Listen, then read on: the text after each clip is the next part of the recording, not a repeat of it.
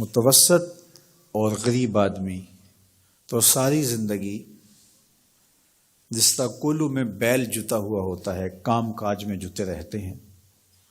اور کمائی کر کر کے لوگوں کی ضرورتیں ہی پوری کرتے رہتے ہیں۔ ایک بیٹی کی شادی کی اور جمع شدہ پونجی اس پہ لگا دی، مقروض ہو گئے، پھر کچھ عرصہ قرضہ اتارتے رہے اور پھر اس کے بعد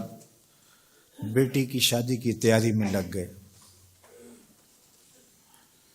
اور اسی طرح بیٹوں کی شادیاں بھی آسان نہیں رہی، اس میں بھی جو دور موجود کے تقاضے ہیں اور پھر جس طرح بھاری اور بھرکم ولیمہ کرنے کا ایک کلچر پیدا ہوا ہے، جس سے آپ یہ معاشرے کو بتانا چاہتے ہیں، اپنی برادری کو بتانا چاہتے ہیں کہ ہم اتنے مؤثر ہیں اور ہمارے تعلقات اتنے وسیع ہیں۔ آپ کا قد کاٹ اور آپ کی شناخت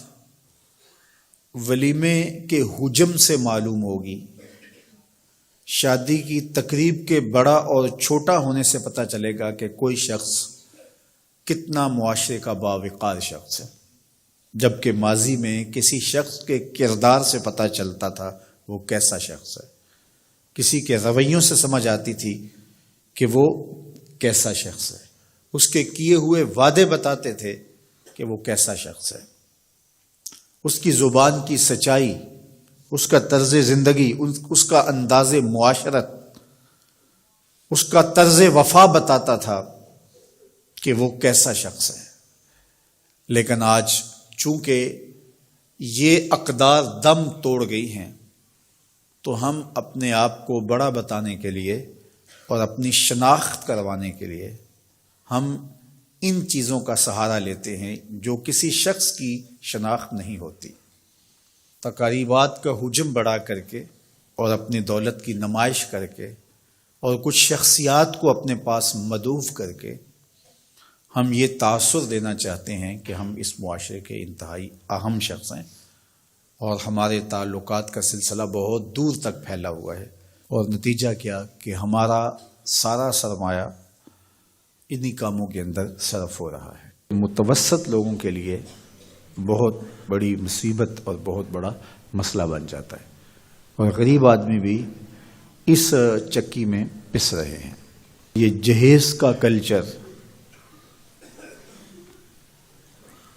اور یہ لشکر کی صورت میں باراتوں کی آمد، گھر کے کچھ افراد اور کچھ ضروری لوگ اگر آ جائیں تو اس میں کوئی حرج نہیں ہے، لیکن یہ 500 لوگ ایک لشکر کی صورت میں بیٹی والوں کے گھر آئیں، اس کی کوئی تک بنتی نہیں ہے۔ اور پھر لوگ شروع یہاں سے ہوتے ہیں کہ آپ نے جو دینا ہے وہ تو اپنی بیٹی کو دینا ہے، ہمارے یہ مہمان آپ کے ہاں پہلی بار ہی آئیں گے تو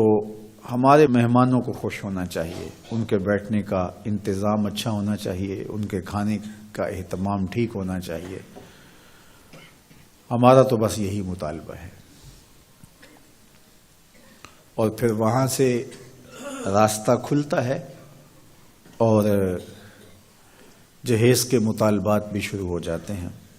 بیٹی والوں پہ بوجھ نہیں ڈالنا چاہیے، لیکن بیٹے والوں پہ بھی بوجھ نہیں ہونا چاہیے۔ جب کسی معاشرے میں نکاح مشکل ہو جاتا ہے تو اس معاشرے میں بدکاری پھیلتی ہے، اس لیے نکاح کو آسان بناؤ تاکہ بدکاری کی طرف